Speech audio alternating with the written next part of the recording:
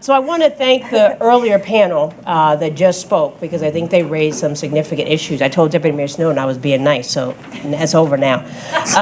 But I do want to address one thing, right? Because I do think it's about perspective, going back to how you use data. So Sean, when you said subsidies, I had a visceral reaction in the back, because the reality is the city gives subsidies all the time to big companies.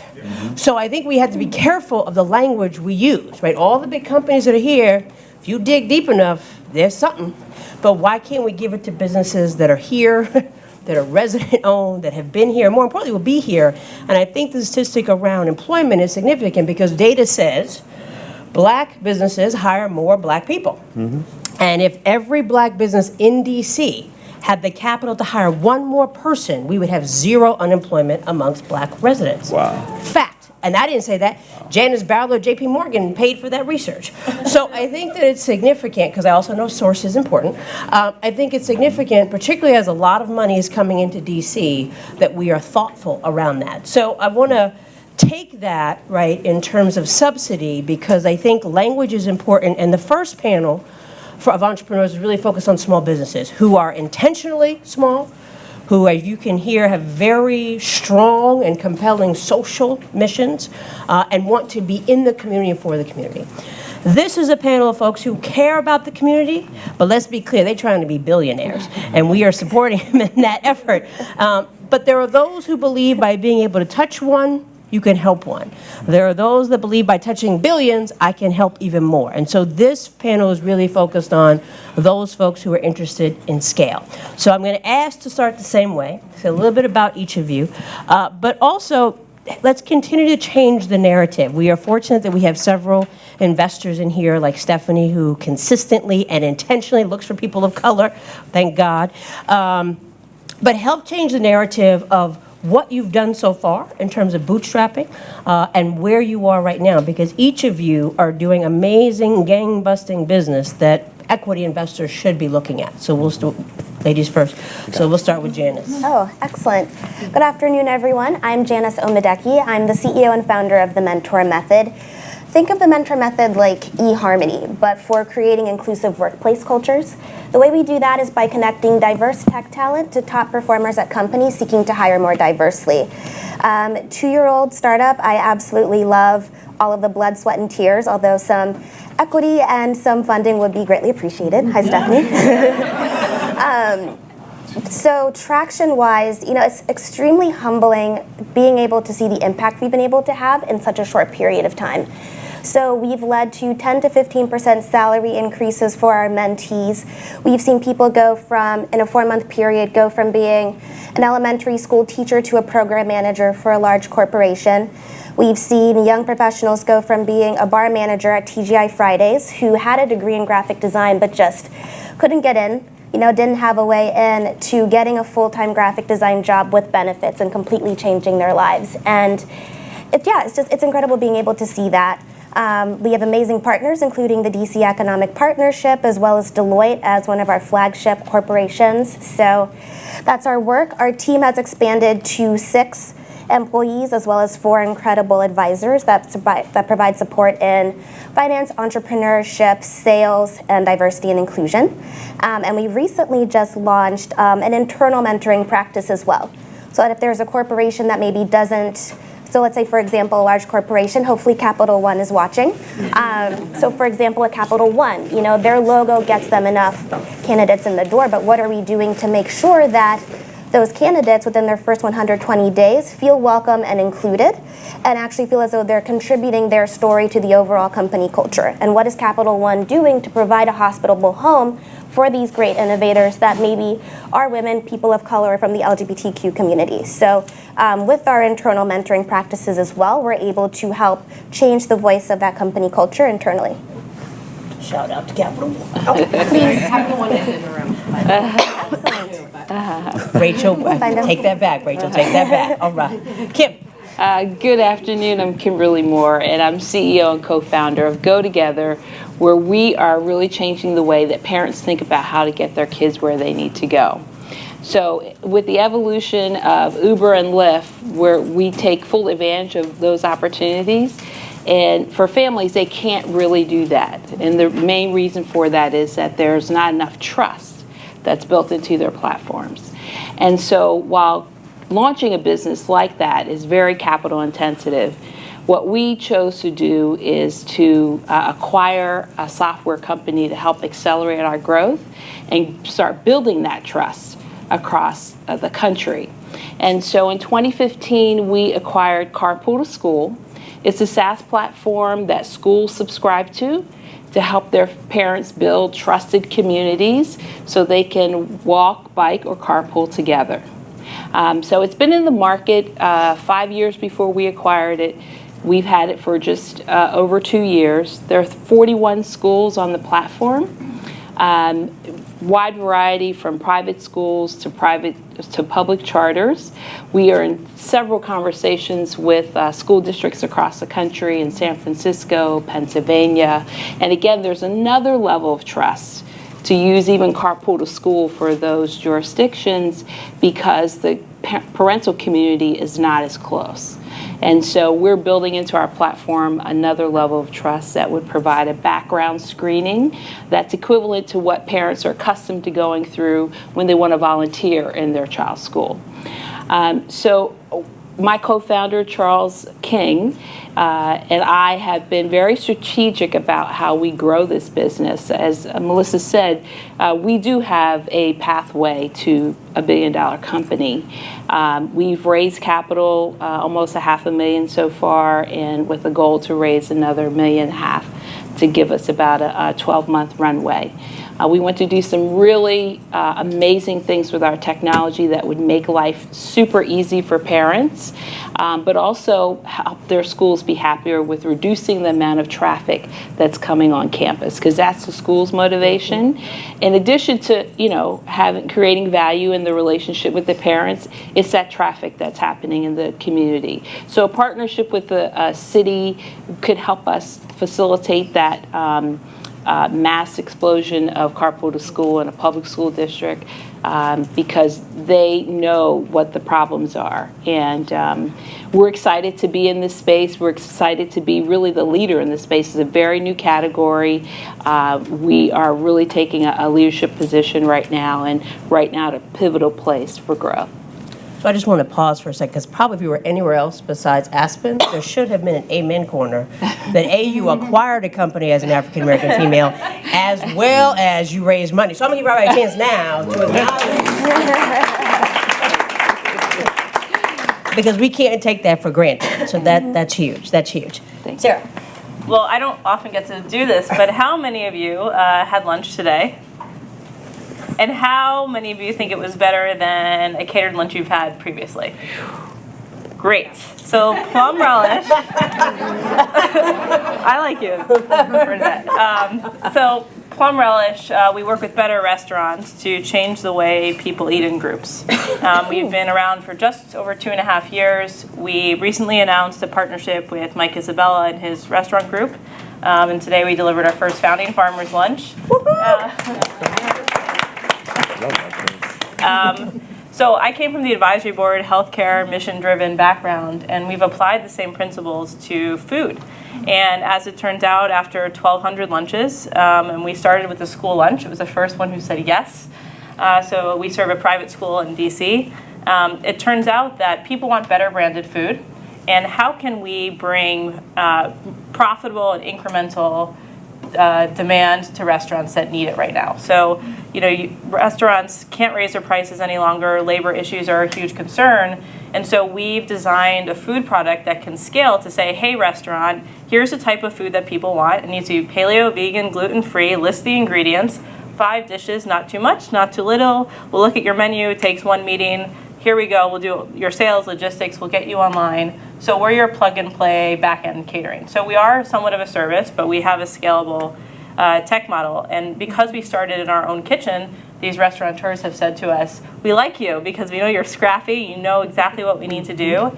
And it's a very different take on what you see out there with like Grubhub and Postmates and DoorDash of this on-demand, how fast can we get you this food, and Crunch Kitchens. It's kind of like the Living Social, I hate to say it, and Groupon of the world, where they're trying to really crush these small businesses with good deals and volume and revenue that's not really profitable. So ours, we provide a profitable line. Where we are with the business, so we actually started with a Kickstarter. I emptied my 401k, put in all my savings. We've raised a very small friends and family, and we are currently raising a seed round, and I can probably spend all day talking about how fun it is. But the good news, I will say, is we've recruited some excellent people. We have fantastic clients. We have great partners. We have even better advisors and mentors. And the missing piece is this investor group. So I'm always happy to talk about why I think that is and where we are. And just as a reminder on my soapbox, thanks for doing this. I think it's less than 1% of businesses start off with venture backing. So, the fact that we're standing up here is to say, is there something crazy about all of us, right? I think that we can build something big enough to change what we're doing, and we need to find investors who match that ambition and want to share it with us. So it's a big strategic decision on how you raise your capital. And I do think we would have died if we were in San Francisco and took money early, because I think I'm hoping one day I'll look back and say, those 3 years of crying were worth it. But where we are right now it's an interesting situation where we're in a great market to operate, but not necessarily in a great place to raise capital, and we're going beyond DC to do it. Very similar. Gentlemen, thank you. So I'm Salvo, founder of Words Liive. We're an education and media tech startup built on the premise that we can improve student performance, particularly around literacy, by integrating a bunch of cultural articles, specifically music. So we rejected some of the status quo that the students are just chronically underperforming for reasons of learning disability or general lack of interest or lack of ambition. And we looked at the number of artists that were coming out of these cities, DC, Baltimore, Detroit, LA, Oakland. And we just said, students are they're performing reading and writing proficiency just in very different ways. And what if there's a way that we could integrate some of the things that they've taken to culturally into their classrooms? And so we have been doing programs for about 3 years, but we're about 6 months in to our first technology platform build. And effectively, what we're doing is making it very easy for teachers in classrooms to integrate culturally competencies into their lesson plan. So in 4 clicks on our platform, a teacher can integrate song lyrics into their English lesson plans and help the kids learn how to read and write through song lyrics. It's interesting from a going concern because you got a population that is increasingly diverse. We're seeing it. We know what the 2040 projections are, but we're seeing it right now in K through 12. That you have a population that's majority non-white, and you couple that with 2017 is the first year that hip hop was the major genre in music for the first time, surpassing rock. So you have an increasingly diverse student population. I think is ripe for some cultural innovations there. So we've been active, like I said, for about 3 years, but most recently piloting our tech platform in 4 different school districts: bi-coastal, DC in Maryland, and in Oakland and New Haven out in California.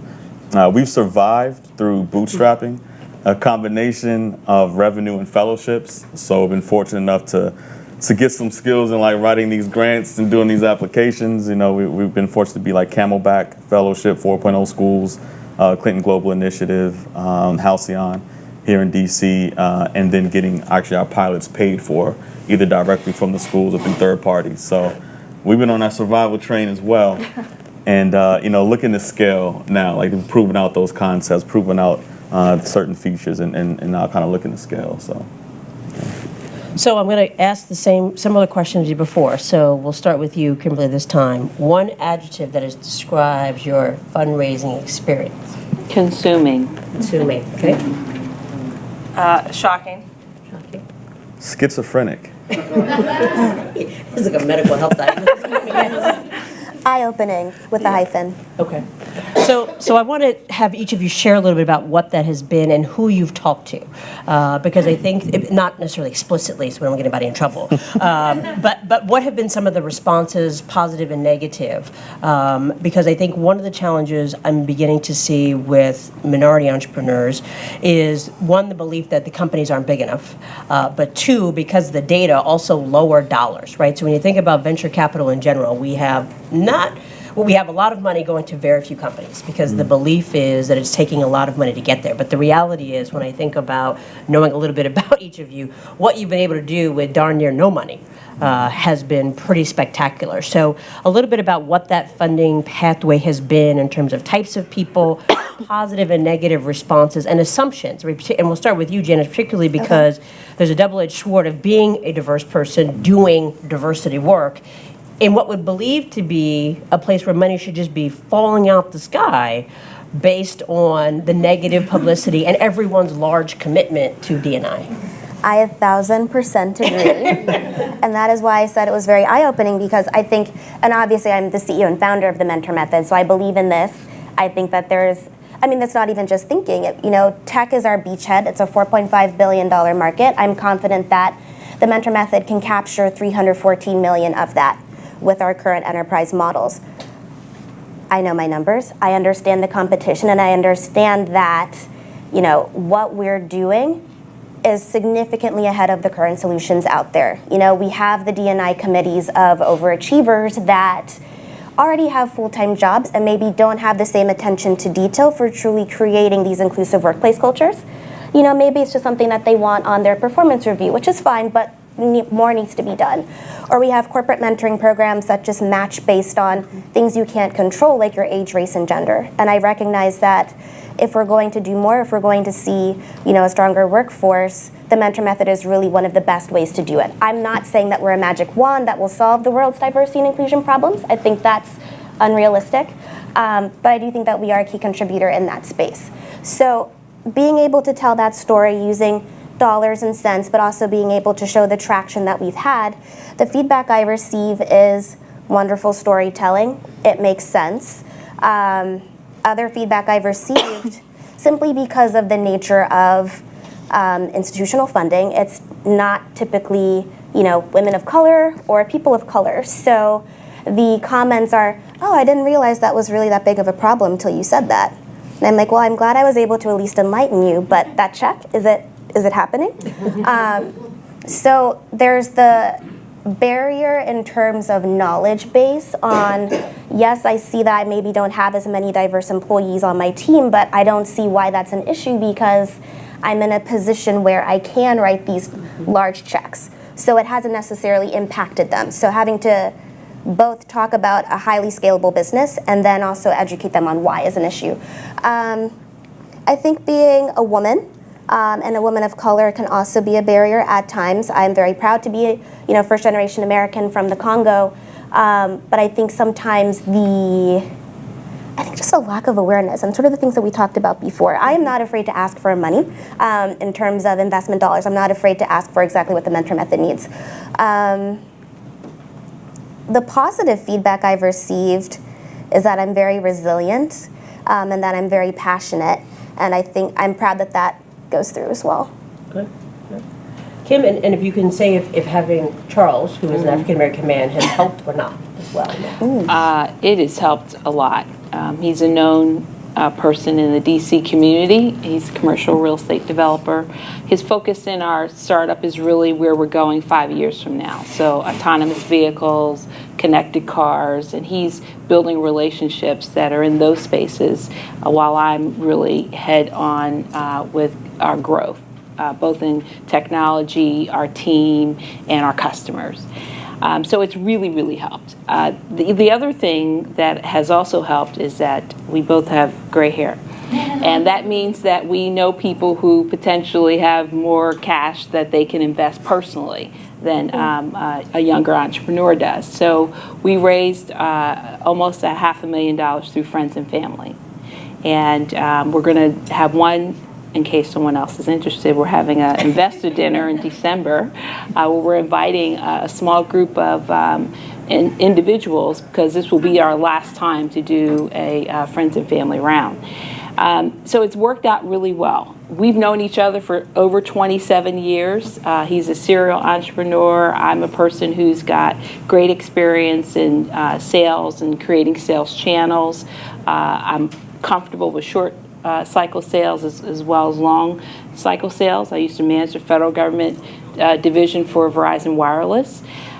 So all these things sort of play in our favor, but I will tell you that as we've talked to angel groups and early conversations with VCs, early stage VCs, even with our attraction of 41 schools, including the largest private school in the U.S., in the U.S. here, not continental U.S., but and the 15,000 end users that are on our platform, that somehow we are not far enough along. And so that's amusing to me. When I know people who have nothing and are getting checks for millions, right? So it's a hard balance because, I want to be open as a CEO and a founder to feedback, but also want to find the right way to challenge that assumption that we don't have enough traction. And building a great network of people has really, really helped us. Melissa being a part of Project 500, being, as my core in sales and knowing the power of community and staying in contact with people. It's not a one and done kind of thing. It's really a long relationship to get a door open for us potentially. So some of the no's that we've gotten are that we don't have enough traction, that we need to do some work on our business model, although we have paying customers and have had paying customers from the beginning. The other negative feedback is that we don't have a technical co-founder, and some acknowledgement for the fact that acquiring this business and being able to really reimagine the web platform and build 2 mobile apps, native mobile apps, working with other technology partners, that's got some kind of weight that should come to it. We are hiring our director of engineering because we get it. There's a pattern of recognition that people believe that facilitates high growth companies, and that's having a director or a CTO. So we get it. And also, quite frankly, for me to be unplugged from that process, because I'm product owner, run the sales, and managing the technology piece, so I'd need to be unplugged. And thankfully, I'm the kind of CEO that is also a delegator, so I have no desire to only hang on to just my part, the part that I do really well. So we'll do that. But we also don't think that not having a CTO is a barrier for us, because we have been able to demonstrate to very prominent schools across the country that we have a platform that works. Positive things have been that we do have traction, right? Also that we know our numbers. We know what it's going to take for us to get from here to there in 1 year, 3 years, 5 years. We also know our competition. We know the spaces that we know we need to be connected in. And people have been very impressed with that over time. Since this is a new category and there aren't a lot of people who are in it, there are a few that are coming our way. We want to do some interesting things that really help the parents at the end of the day have a much easier life.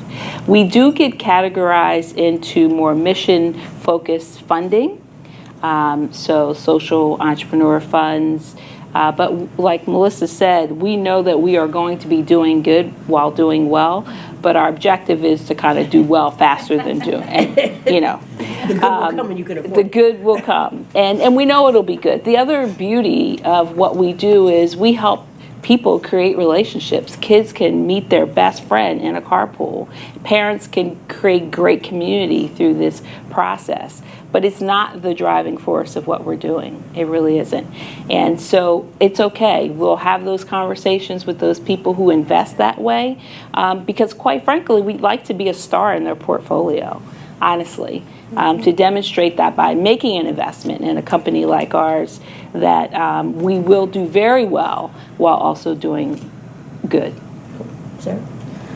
Yeah, I mean, one of the, when we started 2.5 years ago, between so I had a co-founder who left the business full-time a year ago. We had a big deal on the table, and when we had left the corporate world, we had managed over $200 million of a business line. So it wasn't small change. And a lot of the feedback we were getting from potential investors, high net worth folks, smaller VCs, was, this sounds like a real business. And I was like, Yes, it is, because we came from a public company, and we had to be pretty honest with our projections, and when she decided to exit full time, a big part of the reason was she's like, we just don't have nepotism in our favor, and she's like, that's the key, and that's what we've seen. It's all of us in our own right are persistent to a degree beyond what normal people think they're capable of, because it's tough to keep going when, none of us have odds in our favor at all. So, just a VC-backed company, I think, make it to a unicorn status less than half a percentage point of the time. So by the nature of VC-backed companies, they're never going to get there, and we're not going to get funded. So I think the conversations, it's always tough to sit there when you're saying, hey, I heard that if I had traction, if I had this experience, if I did all these things, that I can sit in front of you and you would bet on me. And so it feels personal when, it may not be, but it can feel personal, I think is one part of it. But I had a business partner join full-time who is technical about 4 months ago, and it's changed the dynamic of conversations. And we had a day a couple of weeks ago where we went to 4 investor meetings, a larger VC, a small high net worth folks or whatever. And after each meeting, he's like, you got to talk it up. And I looked at him and I said, if I said what you said in that meeting, how do you think that would have come off? And he's like, oh yeah, that's true. I was like, I can't talk like my best male self. It's off-putting, and he's like, yeah, I hear you. I'm like, so you have to be very careful of how you come across. And the irony in small story is, last week we had this high net worth investor in DC who sold 3 companies, very involved in the tech world. He's a restaurant investor as well, so he understands the need of what we're doing and how we scale, and he loves it. And he's like, yeah, I'll definitely meet up with you guys. So I was like, why haven't you written a check yet? Let's write this check. And he's like, you should talk to that guy. He has 50 times more money than I do. A lot of what we're hearing in DC is I've parked my money and we haven't been able to get out and we haven't seen the results. Mm-hmm. Fair. So then I get an email from him that says, hey, I want to introduce you to the chef over at this restaurant so you can get started with them. And I said, hey, actually we can't because I don't have the resources. And I'm nervous about just taking on the business that we have. And so I said, we have 18 restaurant groups in the pipeline that I can sign tomorrow, and we just can't do it. And so he wrote me back and he goes, don't get too cocky. And I was just like, cocky? I actually can't do this. This is, So I just laughed and I shot that email off and I was like, he doesn't even know, how that comes across, but I'm begging for resources of course I want to take this restaurant group on, but it's kind of that mentality of, you get what we're doing, you want to sell us, you tell all your friends, where's the check? Mm-hmm. So, mm-hmm. But on the positive side, I feel like we're making real traction. I got a cold call from a big accelerator in New York. I got noticed for a trip to Boston to meet with the larger investor groups. It's just, the problem is speed is a weapon for high growth businesses. Mm-hmm. And if you don't get that speed and momentum, you can't take off. That's right. And, a lot of companies like ours die by suicide and starvation from capital and just if you don't want to put up with it anymore. And I think that's the hardest part that people don't understand. So today's lunch, I printed labels yesterday. It's all the things that are... I get to see it as your neighbor. Yeah, it's very fun. So I think out of it, though, is a real mission. My mission has changed, which is I want to build this really great company, but I will throw checks at people when I have it. I will make myself poor just so that they don't have to go through what I did and just be like, here's the check, just get off my back. Send me the paperwork. I don't care. I never thought about that before I got into this, which I think is eye-opening. Okay. Yeah, I have to echo a lot of what you said, especially what Kim said as well. So my experience is characterized by an inherent tension between taking advantage of an opportunity and having the actual resource capacity to fulfill that opportunity, right? So you have investors that say we want traction. Okay, to get traction though, we have to have a certain resource base in place to increase the number of users and core stakeholders that we already have. And so it's just this circle. Either I'm going to get capacity, build that out, and then you'll see the traction, or you're just going to keep asking for traction. It's going to take a longer time because I don't have the resources right now. And as an example, I'll give a quick example. We were invited to a dinner out in Silicon Valley. This is just a week or two ago. And the initial conversation is, hey, I want to learn about your metrics. You know, I want to see what kind of traction you guys are going. It's good you got school districts. I want to see. I get out to the dinner, and one of the portfolio companies was there. And so we're seated, we're eating, and I'm asking, like, okay, how did you get involved with this investor? And they're like, man, he just saw something he liked in us. So I was like, well, did you have traction? You know, how many customers did you have? He said, and this is, you know, Silicon Valley culture, he said, bro, we didn't even have an MVP. And so I'm just like, what is this double standard thing going? And this is where I say sometimes it feels personal, right? Because it's like, on the one hand, you're asking me traction, but you're investing in people because you like the founding team, or, you know, I believe in the founder. All right, so I'm just like, all right, that's cool, but if your criteria is on such a sliding scale, then like it's going to give me that schizophrenic feeling. I don't know where I fit in. Like I'm trying to answer this, and that's how I characterize my experience. Melissa, can I just add one thing really quickly? I was just piggybacking off of what Kim was saying too. My background's in graphic design, however, I'm not the CTO. And when I first started the mentor method, people told me that I needed a 24-year-old white male from an Ivy League school and feel free to give him at least 60% equity into my company. To which I, politely gave them my networking smile and said other things in my head and kept going. But what I wanted to say, just in case there's anyone here that is thinking about starting a tech company and maybe doesn't have that same technical acumen, the Mentor Method recently received a grant from the DC government, the Beacon Grant, $5,000, and we'll be building out a roadmap for female founders to help them level up their technical acumen to create a tech and tech-enabled company despite not having the title of CTO. So that'll be things including, basically what we're going to do is lay out all of the options that you have as an entrepreneur to get to MVP and hopefully get to your first 5 paying customers, and allow them to feel confident in their decisions, whether that's outsourcing, whether that's going to General Assembly to take coding classes or using another web app, just making sure that they feel confident and equipped. And Melissa will be one of the interviewees for those courses.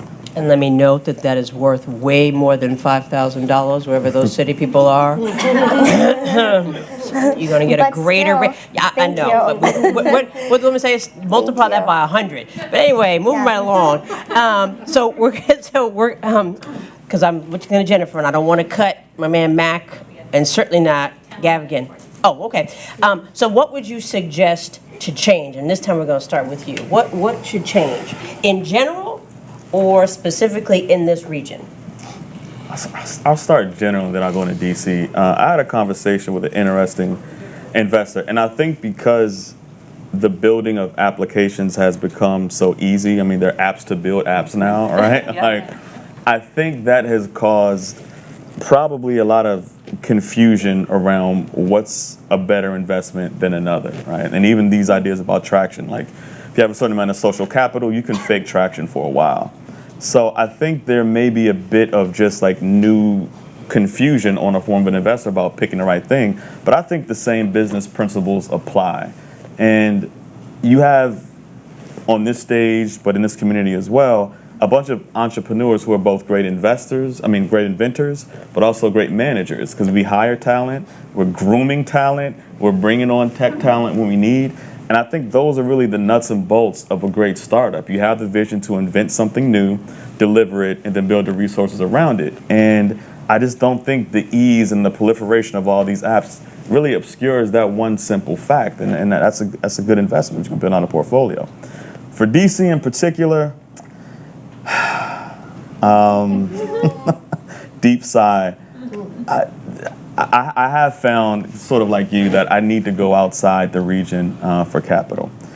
I think we have, relatively speaking, a more risk-averse investor base.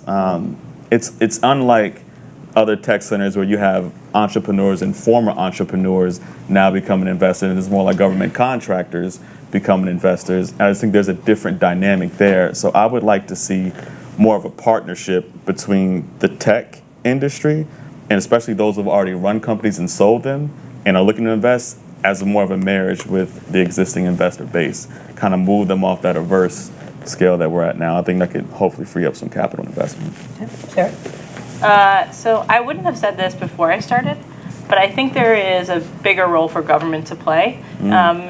Where just looking at it from a capitalist perspective, like we work with restaurants, they have huge labor issues. We're not a social impact company, and so there's a lot of social impact funds out there that actually we could do better with if they put it into us than something that's not going to work.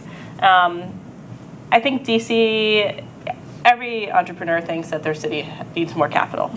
So we're not delusional, but I do think that there is a place for better investors at the seed stage. So like right now, the seed level funding is at its lowest level since 2010. And there's this massive gap between where we are and Series A. So it's going to be up to us to figure out how to bootstrap to get there. We don't have people who are willing to write checks. I think I'm white, I'm female, and there are funds for female-oriented entrepreneurs and founders, but they may be Series A or they have no money. So they put on pitch contests or something that is just not going to actually propel us. So I think there is an opportunity for government to look at the funds and figure out how can you incent these high net worth folks to write checks, just as you would with a nonprofit, because nonprofits need to be subsidized, and there's no guarantee that they're going to last other than funding. So I think that's one major thing.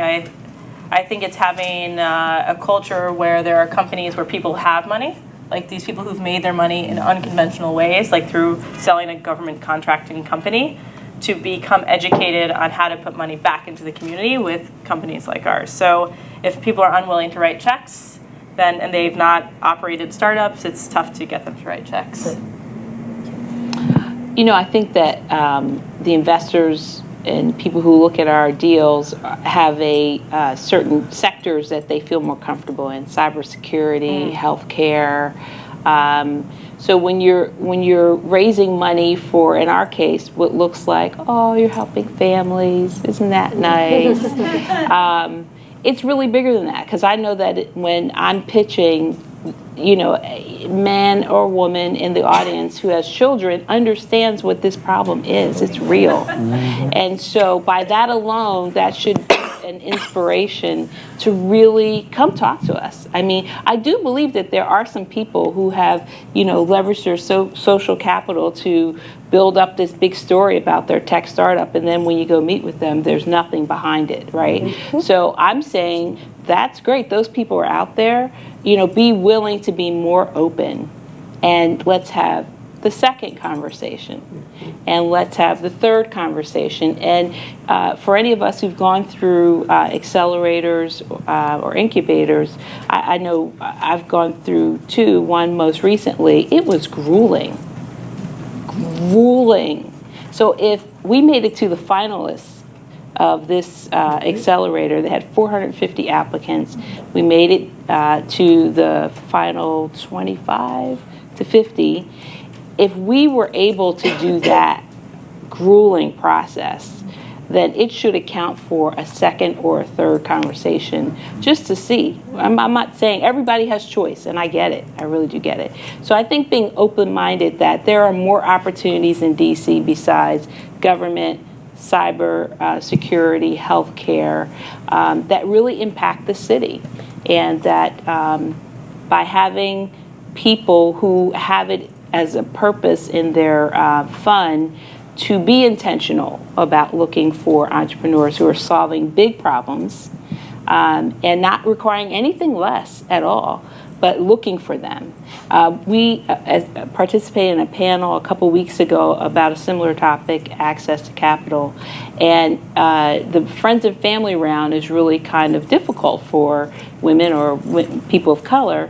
And part of that is because the people who could consider us friends don't have us in their circle at all. We're not friends with them, right? We work with them, but we're not friends with them. So if you don't have the friends and family round that's, inclusive of people that you're willing to invite into your own personal space, if you have no experience with people, women business leaders, women executives, people of color, it's going to be really hard probably for you to consider investing. So it's about being open-minded about that. If you're willing to write a $25,000 check for your son's buddy who, you know, all he is a white guy, and that's it. He's got a really good idea. We want it to be fair, right? Let's keep the same standard, but just be open to the possibility that there are people who are solving big problems and doing it in a way that is willing of investment, desiring of investment. 30 seconds. No pressure. None. What I would say is, if you're going to have a certain standard, like Sage was saying on your website, of traction, education, and team, then use that, or don't use it at all. And if you're not using it towards me, just be honest and say so. It will be frustrating, but I'm an entrepreneur. I can take the hit and keep going. I think that's probably the biggest thing I would say. You know, certified in entrepreneurship from MIT, got accepted to MIT's Global Entrepreneurship Bootcamp, one of 75 ventures out of 5,000 globally to make it. Yes, that is humble bragging, but that's also to say that, you know, the gentleman who is getting $25,000 to put an emoji on a polo shirt, which is one I've actually seen, that hurts my brain to think about that when I know what we're doing.